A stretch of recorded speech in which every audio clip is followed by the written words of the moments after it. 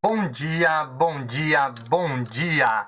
Mais um Morning Call, o que esperar do mercado hoje? Eu sou o professor Wagner da Francesca Educação Financeira e estamos aqui mais um dia para falar sobre fechamento de mercado e sobre as expectativas para essa sexta-feira. Sextou após uma semana aí de muita volatilidade.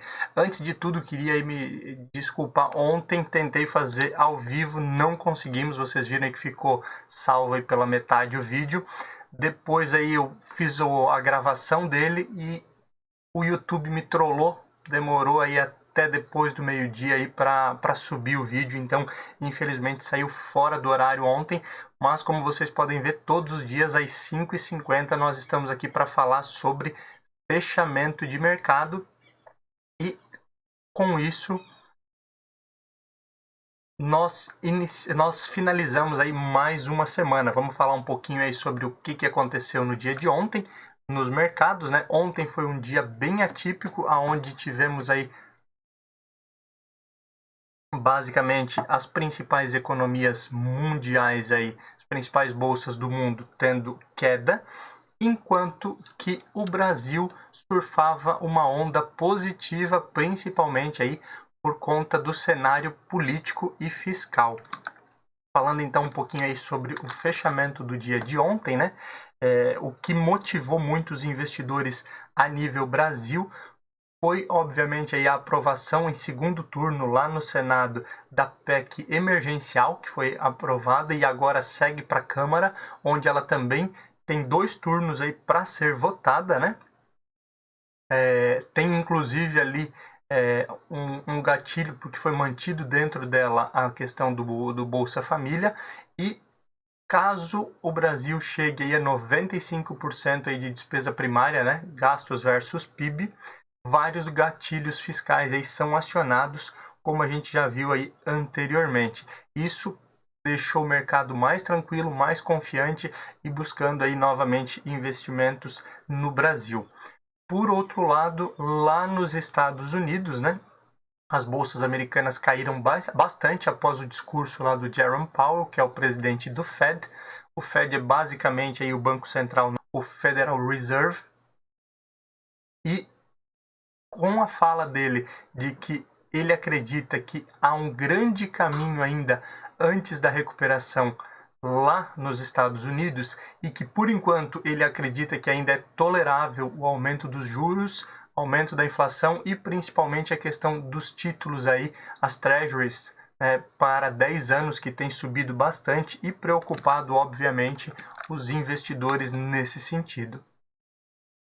O Jerome Powell, com todo esse discurso, acabou dando um pouco mais de receio ao mercado e as bolsas despencaram lá nos Estados Unidos, inclusive aí puxou um pouco aí o Brasil e outros países também, mas o Brasil, como vinha de uma boa alta, ainda fechou em cenário positivo com quase 1,5% aí de alta no dia de ontem. Olhando lá para a Europa, né? Uma das coisas aí que acabou também fazendo com que as bolsas europeias operassem entre estabilidade e leve queda foi a divulgação aí do índice de vendas de varejo lá na zona do euro, que também veio bem mais baixo aí do que se imaginava. Com todo esse cenário aí, uma semana desafiadora, não podia ter uma sexta-feira diferente, né?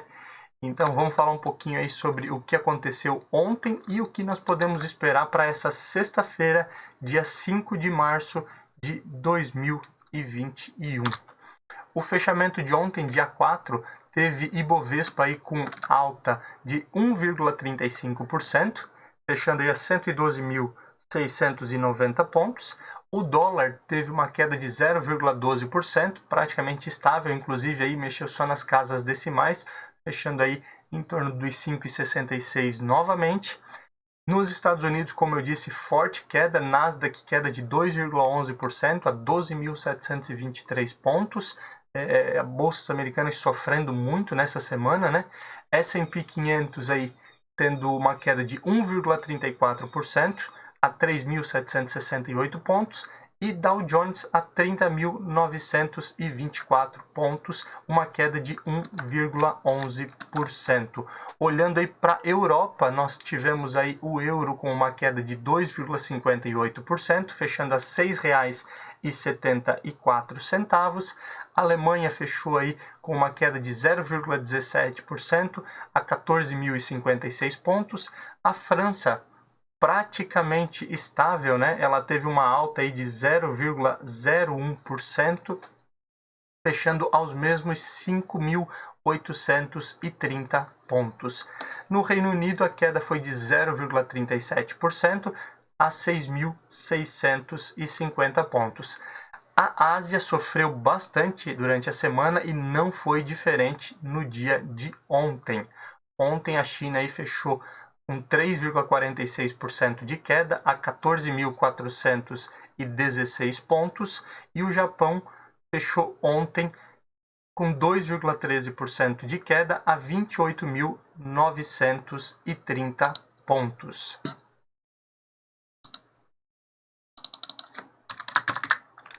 Olhando para o restante do cenário, nós temos as criptomoedas aí, o Bitcoin ontem caindo 3,73% e o Ethereum caindo 2% no dia de ontem, o que surpreendeu bastante ontem, inclusive reflexo da reunião da OPEP, Organização dos Países Exportadores de Petróleo, né?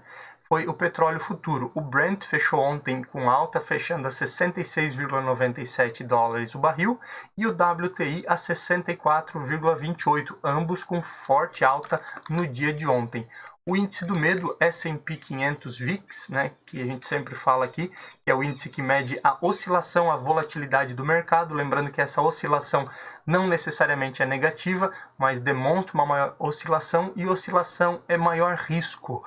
Essa oscilação ontem fechou em 28,57%, uma alta de 7,12% no índice VIX.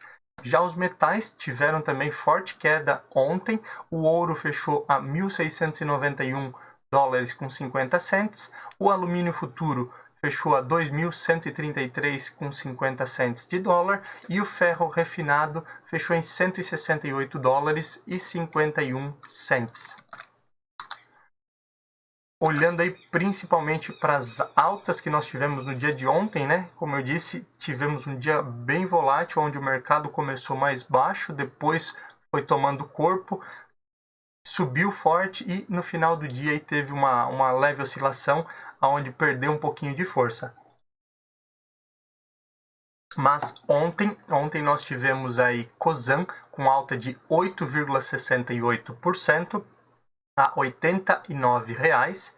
Tivemos Lojas Hering HGTX3, Lojas Hering que antes de ontem apresentou resultado, né? Teve aí ontem uma alta de 8,62% a R$ 16,00. Rumo 3 também vem apresentando aí, depois dos resultados, uma forte alta. Fechou ontem com 7,35% de alta a R$ 19,85. BR Distribuidora, alta de 6,78% a R$ 20,29. E Ultrapar, fechando com 6,20% de alta a R$ 19,35. Olhando aí para as principais baixas, nós tivemos ontem Gol com uma forte queda aí de 5,02%, obviamente aí por conta das medidas restritivas e do coronavírus. As empresas aéreas e de turismo têm sofrido bastante aí nas últimas semanas.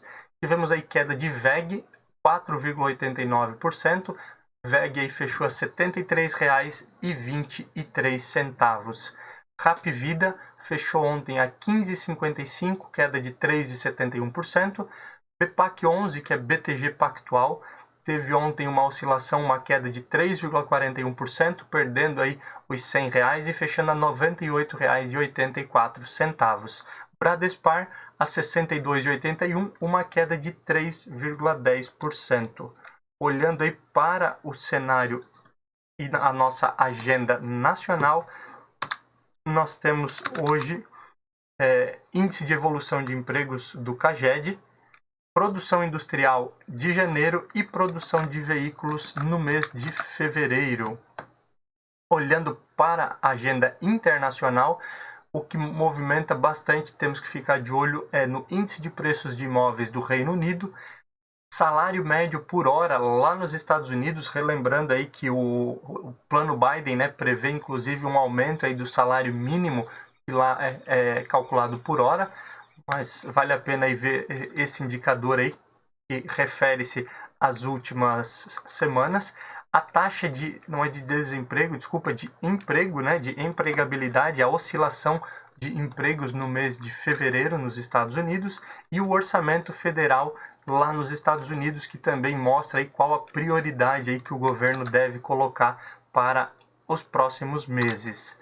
Na política, como falávamos anteriormente, a boa notícia está aí por conta da aprovação da PEC emergencial, o projeto de emenda constitucional, que foi aprovado em segundo turno no Senado e agora se encaminha para a Câmara, onde ele também precisa ser votado 2 vezes, primeiro e segundo turno, e ter aí pelo menos 3/4 dos votos da Câmara. O presidente da Câmara, Arthur Lira, ele disse que quer aprovar a PEC emergencial em um único dia, fazer os 2 turnos em um único dia, o que aí também deve animar o mercado caso isso aconteça. Por outro lado, ontem o presidente Jair Bolsonaro, em uma entrevista, disse que é contra as medidas de isolamento no Brasil e que o Brasil deve enfrentar o vírus e, nas palavras dele, aí, deixar de mimimi. Obviamente, aí realmente é necessário um enfrentamento da situação que nós estamos, mas o momento é delicado e bem crítico aí quando olhamos para as UTIs e para a quantidade de mortes diárias, né? Com isso, alguns empresários aí que sempre foram pró-Bolsonaro, apoiadores de Bolsonaro, fizeram algumas críticas ao presidente da República e temem a saída do ministro Paulo Guedes. Lembrando que essa semana ele deu uma entrevista, inclusive, lá para o Primo Rico, né, o Thiago Nigro, no podcast, falando um pouquinho aí sobre a realidade e que ele não larga o osso, que ele só vai sair se provarem para ele que ele está fazendo alguma coisa errada ou se realmente ninguém quiser colaborar com ele. Na entrevista ele disse que tanto o presidente quanto Câmara e Senado aí, na sua maioria, tem apoiado bastante as ações do ministro. Mas agora surge novamente essa dúvida e isso com certeza pode movimentar o mercado. O ex-prefeito e governador do Rio de Janeiro, Antony Garotinho, né, que já estava aí em alguns processos lá por corrupção e compra de votos, teve a pena dele ampliada e agora está inelegível até 2029. E o Flávio Dino, que é governador do Maranhão, fez uma queixa-crime contra Bolsonaro por calúnia. A queixa-crime dele junto ao STF é especificamente porque Bolsonaro, em entrevista no início do mês passado, disse que não iria ao Maranhão porque o governo se recusou a disponibilizar escolta policial para o presidente. Então é mais um imbróglio, mais um problema aí para o presidente Jair Bolsonaro, que nesse momento aí já sofre várias críticas e também temos um desgaste muito grande aí por conta da pandemia do coronavírus. Falando um pouquinho da economia, ontem nós tivemos a reunião da OPEP, né, Organização dos Países Exportadores de Petróleo, como nós já vínhamos falando a semana inteira, e foi mantida a produção reduzida para o mês de abril. Na última reunião que havia acontecido antes dessa reunião de ontem, né, os países exportadores de petróleo haviam definido reduzir para manter mais alto aí o preço do petróleo. Se nós lembrarmos lá durante o lockdown lá de 2020, né, quando a pandemia estava mais forte, tivemos aí até o petróleo futuro sendo negociado com percentual negativo, certo? Por conta da produção excessiva e o baixo consumo aí de combustíveis. Com isso, a OPEP reuniu os países exportadores e eles produziam menos e exportavam menos, diminuíram a produção, para daí sim voltar a uma normalidade de oferta e demanda. E isso deve continuar então após a decisão, após essa manutenção até o mês de abril, pelo menos. Inclusive ontem, como a gente já viu, houve aí forte alta no preço de petróleo, tanto o Brent quanto o WTI. O Brasil ele tem uma contaminação em massa pela nova variante do vírus. Se você acompanha o nosso Morning Call aqui diariamente, você lembra que a Fiocruz recentemente divulgou que ela tem um novo teste, né? Onde esse novo teste, além de detectar o coronavírus, ele detecta se é alguma das variantes. E aí tem 3 principais variantes que preocupam bastante, que é a variante brasileira, a sul-africana e aquela lá do Reino Unido. São as 3 aí mais preocupantes aí que, infelizmente, aí tiveram mudanças aí na forma do vírus e com isso, infelizmente, são mais fortes, mais resistentes e ainda estão em testes se todas as vacinas elas combatem também essas variantes, essas novas cepas do coronavírus. Na pesquisa da Fiocruz, em 8 estados, somente em 2 deles, menos de 50% das pessoas testadas não tinham essa variante. Então é bem preocupante, até porque o vírus pode sofrer novas mutações, o que dificultaria ainda mais a questão das vacinas e retomada econômica. Alguns conselheiros do Banco do Brasil que querem a permanência de André Brandão estão pressionando também o governo, lembrando que o André Brandão já há cerca de uma semana deixou aí o cargo à disposição, disse que não aguenta mais, que ele quer sair da presidência do André Brandão. Ontem nós conversávamos aí que o da Caixa, que é o presidente da Caixa Seguridade, estava sendo cotado para assumir o Banco do Brasil, mas alguns conselheiros disseram que se o André Brandão sair, eles saem também, o que obviamente pode preocupar a questão das estatais, semelhante ao que aconteceu aí com a Petrobras nas últimas semanas. A FEComércio de São Paulo disse em nota que o Brasil, que a economia brasileira só se recupera perto daquilo que vinha aí crescendo na última década, após 2023, lá em 2023. Então, isso aí acaba prejudicando a imagem do Brasil. Lembrando que o Paulo Guedes recentemente abandonou a ideia de que o Brasil iria retomar o crescimento no primeiro trimestre, obviamente aí por conta das medidas restritivas, aumento do número de casos aqui no Brasil, né, aumento do número de mortes, mas o próprio ministro Paulo Guedes tem uma expectativa aí de que esse ano nós já retomemos e, obviamente, no ano que vem aí voltemos à plenitude aí de crescimento econômico. Uma notícia interessante, o Brasil é líder em phishing, acho que é assim que se pronuncia. Basicamente, isso é o roubo de dados pela internet. Então, sempre vale a pena tomar muito cuidado aí a questão da proteção de dados na internet, né? Além do roubo, nós temos um problema seríssimo aqui no Brasil, se você lembrar. No ano passado e esse ano nós tivemos aí 2 vazamentos de dados. Na verdade, os 2 foram esse ano, desculpa, 2 vazamentos de dados de clientes, né? Um deles, vazamento de dados aí de mais de 200 milhões de CPF do Serasa Experian. Algumas dessas informações estavam na internet com fotos de documento, declaração de imposto de renda, número de documentos. Então teve esse vazamento lá no início do ano e mais recente, no mês de fevereiro, nós tivemos aí as contas telefônicas também com número de telefone, nome e consumo, né, também aí foram vazadas na internet, estavam à venda aí na famosa Deep Web, em alguns sites aí estavam à venda diversas contas de telefone com todas as informações de usuários aí da Vivo e Claro, se não me falha a memória. O Ministério da Saúde, né, está negociando com a Moderna, ou seja, após a conversa aí do presidente Jair Bolsonaro e do Ministério com a Pfizer, o Brasil também negocia aí, são mais de 60 milhões de doses da vacina da Moderna, mas 13 milhões dessas é para vir ainda esse ano, 1 milhão até o mês de maio. A ideia, obviamente, aí é que o Brasil possa, o quanto antes, melhorar a sua taxa de imunização. Lembrando que aí nós temos pouco mais de 3% de população imunizada no país, enquanto olhamos para países como os Estados Unidos, que já tem quase 30% da população vacinada, e a ideia do presidente Donald Trump nos Estados Unidos é que até o final de maio toda a população adulta esteja imunizada contra o coronavírus. Olhando para cenário corporativo, hoje nós não temos divulgação de resultados de empresas listadas na Bolsa do quarto trimestre de 2020, retomam aí na segunda-feira, dia 8, onde temos aí várias empresas aí que vão de calibre, como podemos dizer, que vão divulgar seus resultados na próxima semana.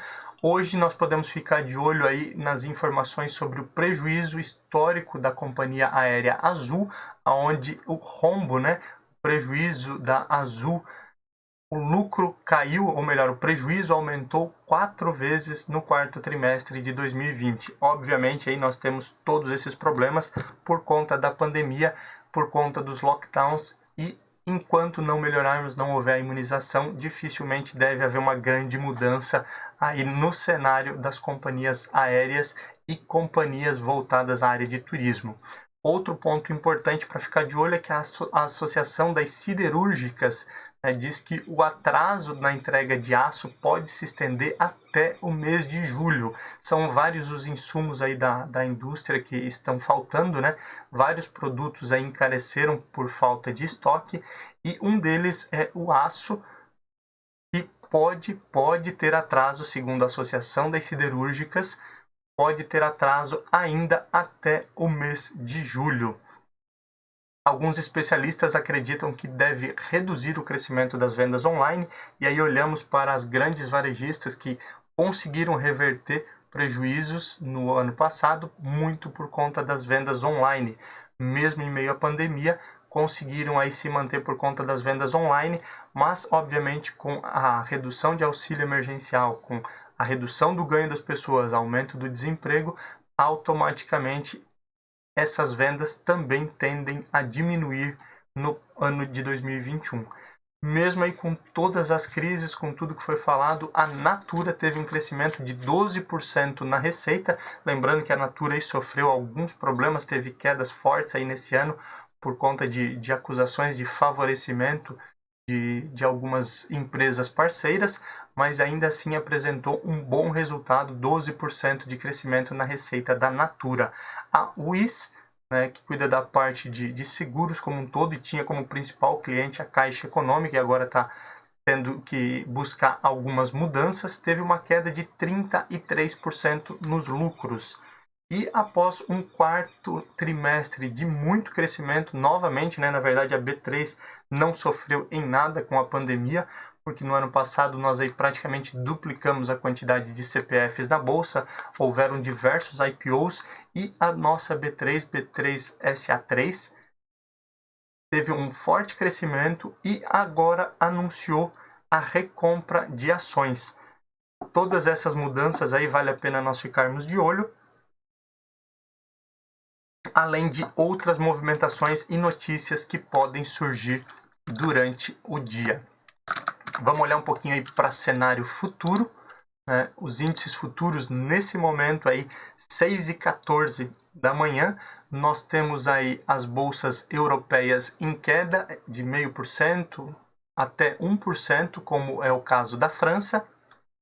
Os Estados Unidos também nesse momento operando em queda próximo de 0,5%, as bolsas norte-americanas, e não é diferente nas bolsas asiáticas, que têm sofrido aí quase 1% de queda novamente no dia de hoje.